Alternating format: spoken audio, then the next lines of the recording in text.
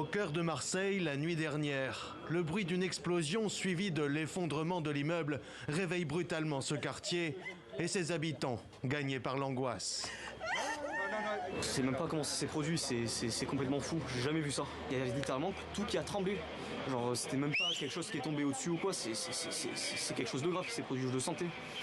Si les causes du sinistre sont encore inconnues, plusieurs riverains évoquent une forte odeur de gaz.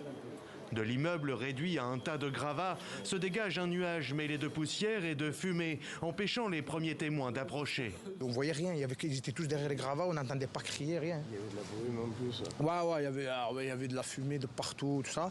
Après, je vous dis honnêtement, on a essayé, j'ai regardé un peu, après il y avait trop de fumée et tout, ça a enlevé. Les pompiers sont arrivés, c'est eux les premiers.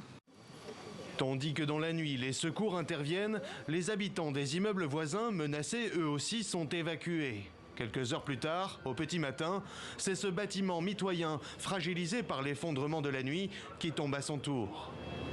Un incident qui vient s'ajouter à cet incendie qui couve toujours sous les gravats et qui empêche les pompiers d'avancer la recherche des victimes.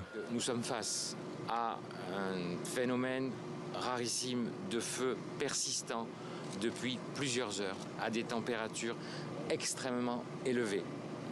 Il faut protéger les hommes, il faut protéger les pompiers et nous ne pouvons pas faire travailler les chiens comme nous devrions faire travailler les chiens. Ils sont en incapacité de regarder, de sentir et de voir ce qui se passe. Alors qu'une excavatrice commençait à déblayer les gravats de l'immeuble effondré, les autorités estimaient ce dimanche après-midi entre 4 et une dizaine le nombre de personnes qui seraient sous les décombres.